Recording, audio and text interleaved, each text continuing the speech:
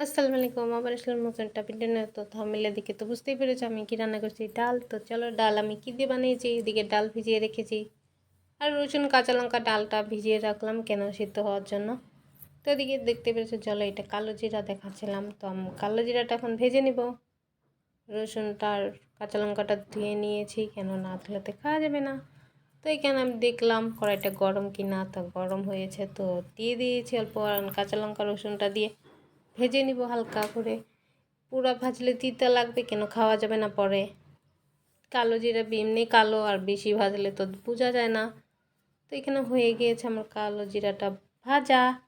তো দেখতেই পেরেছো হালকা করে ভেজে নিচ্ছি, কেন এত ভাজলে তো খাওয়া যাবে না। তো হয়ে গিয়েছে ভাজা আমার দিয়ে। তখন আমি কি করব ভাবছিলাম, কোনো কাজ তো করতে হবে আজকে, তো সিম্পল কাজ, শুধু ডাল আর করাতে দিকে আমি ভাত বসিয়ে দিয়েছি। আমার ভাতটা হয়ে এলো, উঠলো হচ্ছে। এখন আমি এটা নামিয়ে দিব, নামিয়ে দিয়ে এখন ডাল বসিয়ে দিয়েছি। ডালের মধ্যে আলু কাঁচা লঙ্কা এইসব দিয়ে, একটাই আলু ছিল, তার জন্য ভাবছি আজকে কী দিয়ে বানাবো ডাল। খেতে তো হবে টেস্টি করে। এদিকে কালো জিরা বাটা হয়ে গেছে, না বাটা না ভাজা হয়ে গেছে, নামিয়ে রেখেছি। তো এদিকে ডালে লবণ দিয়ে দিয়েছি, হলুদ দিলে তো সিদ্ধ হবে না।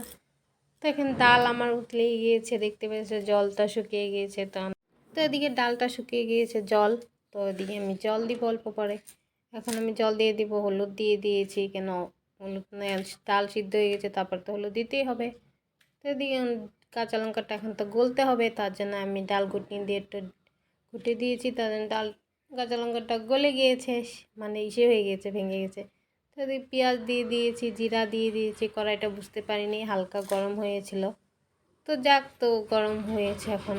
তো এখন লাড়চাড়া করে পেঁয়াজটা দেখলাম গরম হতে হতে পেঁয়াজই জ্বলে গিয়েছে। হালকা বেশি করলে তো ভালো, জ্বললে তো ভালো লাগতো না। ডালটা দিয়ে দিয়েছি, দেখতে এসে। তারপর এখন ডালে আমি কি দিব, ডালটা একটু উতলাচ্ছে। তো তোমরা ভাববে এভাবে ডিম দিয়েছে তো গন্ধ তো করবে, গন্ধ করেনি, কেন আমি ডালটা আরও জাল করেছি, গরম করেছি। তো দিকে দেখতে পেরেছো ডালে আমি দেখলাম ডালটা গরম হয়েছে কি না, হয়েছে। তো ডিমটা দিয়ে দিয়েছি, এদিকে ডিমটা দিয়ে ডালও শেষ হওয়া শেষ। দেখতে পেয়েছি ডালের কালার কত সুন্দর, খেতে বহুত টেস্টি হয়েছিল।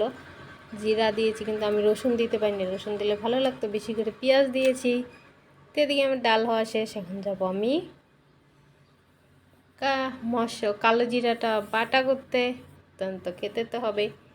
এদিকে বসে বসে টিভি দেখছিলাম আর গল্প করছিলাম কি করে কি করবো। তো এদিকে আমার মশলা করা শেষ হয়ে গিয়েছে, শেষ হয়নি, হবে। তো পাটাটা ধুয়ে নিয়েছি, তখন দিব এখন কালো জিরাটা দিয়ে তারপরে আমি সুন্দরভাবে মিহি করে, কেন শিলপাটাটা বেশি ভালো না, মিহি করা যায় না। এদিকে কাঁচা লঙ্কা রসুন কালো জিরা দিয়েছি, শিলপাটাটা ভালো হলে মিহি হতো। তো এদিকে আমার হয়ে গিয়েছে, দেখতে পেরেছো। তো এদিকে ডাল কালো জিরা। এখন যাবো ভাত খাবো।